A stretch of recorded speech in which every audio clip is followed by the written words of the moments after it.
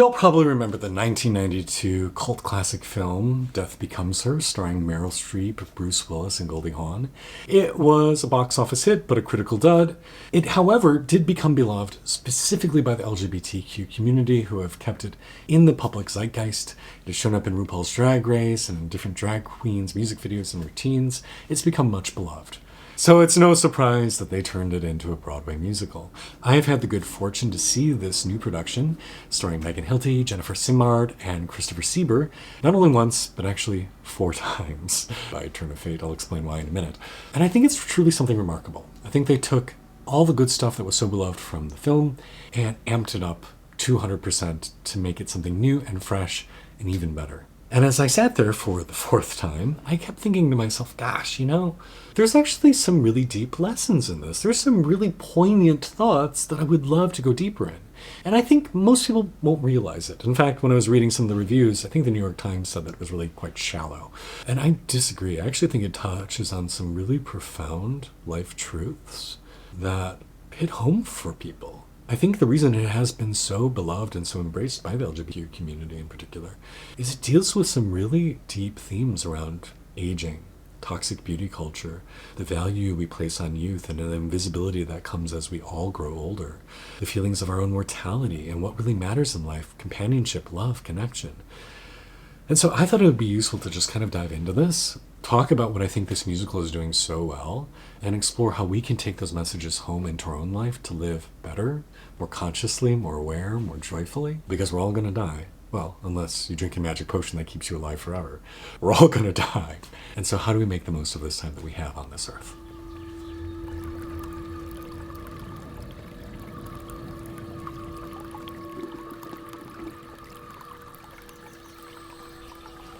So hey y'all, nice to be here with you. My name is Kalen. I'm a spiritual guide and coach.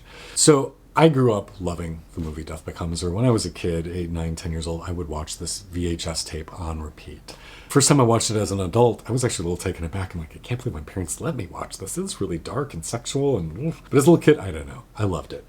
So when I found out that they were developing it into a musical, I didn't know anything about it, but I said I had to go. So I bought 2 tickets to go to Chicago to see it. My mom lived out there, so I took her, and we sat in the front row center, and I was blown away. I was a huge fan of Megan Hilty from her stint on the TV show Smash. I thought she was a world-class talent, and boy, did she deliver in real life, as well did her counterpart playing Helen Sharp, Jennifer, like 2 real world-class talents just battling it out. And I've seen a lot of theater. I was a theater major at Northwestern. I was in their music theater program. I worked as an actor for 7 years after college. So I've seen a lot of shows, and this was easily up in my top 5 I have ever seen.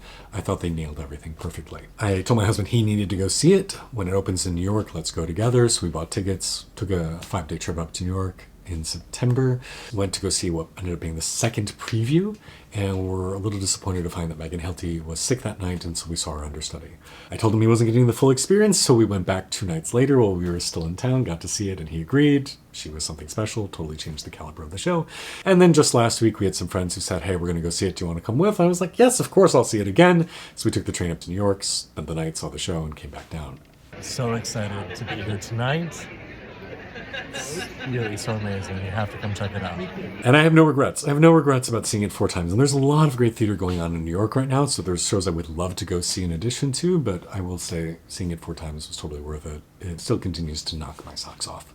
For those of you who aren't familiar with the general plot of the movie or the musical, just really quickly, there are 2 friends, Helen Sharp, Madeline Ashton. Madeline Ashton became a famous actress. Her childhood friend Helen Sharp wanted to be an actress, didn't work out, wanted to become a writer, has not happened. And so there's been this catfighting between them. Madeline steals her boyfriends.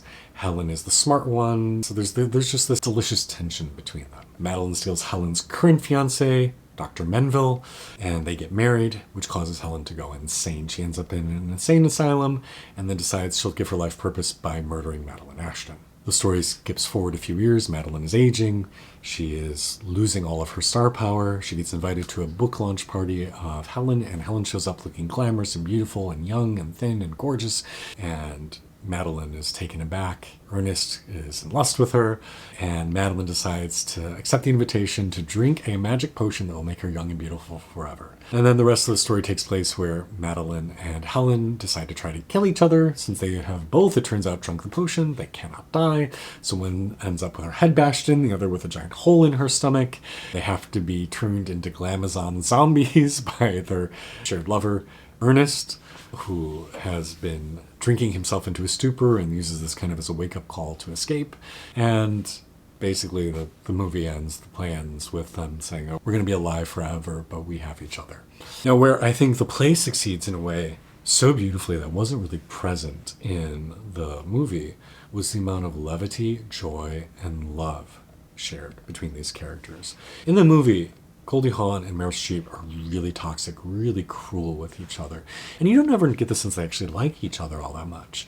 Whereas in the stage musical, it is clear that these are two old, beloved friends that have really struggled because of their personalities. The Helen Sharp character says early on in the play, I love her like a twin, one that stole my nutrients in the womb. So it's clear the bond between them is much more intense, and even though their jabs are cruel, they're delivered with more humor, more light, more fun. The murder sequences where they're just physically going after one another are filled with uproarious laughter. And I think this is a huge upgrade. And it leads me to my first big life lesson, which is life is better when we laugh. Humor is such an underrated quality to get through life because most people take things really seriously. And something I say time and time again is life is far too important to be taken seriously. When we're serious about things, it just feels heavy and dodgy and gross. But when we can have some levity, some sense of humor at our own ridiculousness, when we can realize this is all a great game, life is better. The fact that me and my partner, my beautiful husband, can laugh a lot, like he makes me giggle and laugh like nobody else I know, is part of what makes our marriage successful, part of what makes us enjoy being together. And so seeing this beautiful change from the movie to the play of just the amount of joy, even in murder, is something really beautiful and something that reminds me, yeah, don't take things so seriously. Even if someone's trying to blow a hole in your stomach, why can't we just laugh? Another life lesson that comes up for me in this story is around forgiveness. So the musical does a really beautiful job of their climax song, Alive Forever, Madeline finally saying, I'm sorry.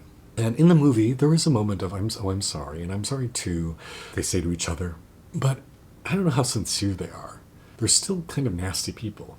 In the stage musical, they turn those same lines into a moment of catharsis. They're really letting things go. They're releasing their rage, and they're coming together in an act of love. And this great finale is just such a great job of that, is saying the stars will turn black, and the sky will fade to night. The sun will consume the earth, but we'll still have each other. You're my person. And that feeling of just forgiving makes that possible. I often say that forgiveness is the gift we give ourselves, because it's really not about the other person. It's about allowing ourselves to heal and move on. And I think this story does a great job of showing how when we forgive and move on, life gets better, because both of these characters have struggled so much in their life and in their relationship with each other because they've never said, I'm sorry, because they've never forgiven one another. And once they do, they end up having this really lovely relationship that continues on for at least 50 years. From what we see in this adaptation. And so how do we be vulnerable, say I'm sorry, and move into forgiveness? An underrated lesson in life is recognizing that part of what makes something beautiful is its temporality. The sheer fact that life is finite, you're not going to live forever, it's only going to be for a short period of time, is what makes it lovely. The fact that flowers bloom only for a set number of days or weeks or hours, sometimes depending on the plant, is part of what makes it magnificent. And I love that they brought that into this new adaptation. At the very end of the play, Ernest has a line right before he gets pushed off a roof, basically saying part of what makes life joyful is knowing that it's going to end.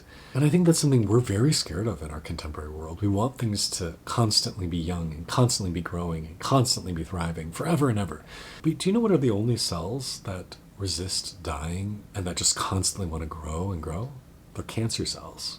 Normal, healthy cells accept their fate and accept their demise. So why are we so afraid of temporality? Why are we so afraid of our own finitude, our own finiteness?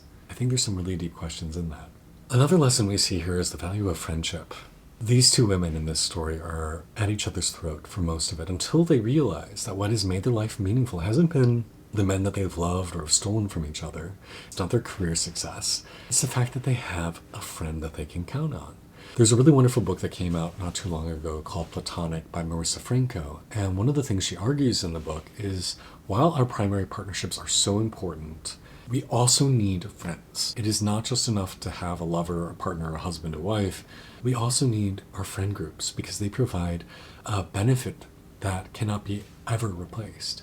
And I know in my life I've had friends who have done crappy things, been very disappointing. But after a certain amount of time, it really doesn't matter what they do. I mean, as long as they're still treating you well, it really doesn't matter because you will forgive them. Because they hold parts of your story that you won't see anymore. When you've known someone and been friends with them for 10 years, 20 years, 30 years, they've seen parts of you that no longer exist. Those friends who got to meet my grandparents, those friends who got to know my dad before he passed this year, those friends who got to see me when I was living in an ashram and vegetarian and 80 pounds lighter, like they get to hold parts of my story that other people don't get to see. And when you've shared those experiences, those are irreplaceable. And so are you valuing your friendships? Are you loving, forgiving, moving forward, and cherishing those people who have been an important part of your story? At the end of the play and the movie, both of the main characters have basically turned into zombies. Their skin is all caked and peeling. They've got layers of paint crudted up on them. They need Bondo to hold their chins up. And they're no longer beautiful. The thing that they sought so hard is completely gone. And all they're left with is their character. Now, they're not the best characters, but they're growing and evolving. But it's reflecting the fact that the idea that external beauty is not nearly as important as internal beauty. I think we've all probably had experiences where we met somebody who was gorgeous, and maybe you got to talk with them, maybe you even got to go home with them. And you start to realize, like, you were at your peak attractiveness before you started to speak. Because external beauty will get us to look, but it doesn't get us to stay. It's what's in our hearts that really makes somebody linger in our lives. It's the internal stuff that makes somebody beautiful. All the time, I'll have people say, oh, what's your type? And I almost always reply, kind, loving, authentic, honest, has integrity. Because I don't care how pretty you are. If there isn't a beautiful soul to match, I just don't have time for that. And vice versa. There's people who physically maybe aren't the most conventionally attractive, but you get to know them and suddenly they become beautiful.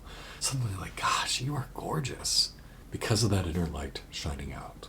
I think another important lesson explored in this story is how everybody's going to experience their own loss of status, their own aging, and their own demise. That there is no outrunning it. And I think we see in contemporary culture, especially in gay culture, and especially in women culture, this idea that as we get older, we lose status, we lose our value. There's a trope in the gay world that once you've hit 30, you're considered old. And we also hear the same thing about women in Hollywood. And we're all gonna, try to extend our shelf life as long as we can. But we have to accept the fact that we are all going to lose status. We are all going to become less visible, less looked at, less cherished by mainstream society. And while we can do some things to mitigate that, ultimately it's something we're all going to face. But that's okay. It is okay to embrace your own insignificance. It is okay to embrace your own diminution. It's okay to say, I've had my time and I'm going to let go. And I think that's part of what is so difficult is right now we see so many businesses and leaders just refusing to let go, refusing to let somebody else take over, refusing to say, I've had my time, it's time to move on. Because there is something beautiful in the quietness. There is something beautiful in the winter of our lives and the ebbing of our lives. It is a time of connection to spirit. When we're young and beautiful and everybody wants us, our focus is all out here. But as we start to retreat from society, our focus goes more internal. It's a time of deep soulful reflection. And so if you're fighting that, if you're fighting the natural moving to a more internal spiritual life, then you're missing out on the opportunities life is providing for you. We need to learn to gracefully let go and for it to be okay. Another lesson that I see in this story is life brings you what you need to grow. Let's take a look at the husband character, Ernest Menville. He's stuck in a marriage with somebody who is not great. Madeline Ashton is a piece of work. And as she turns into a zombie, he realizes, like, oh crap, I've been drinking myself into a stupor.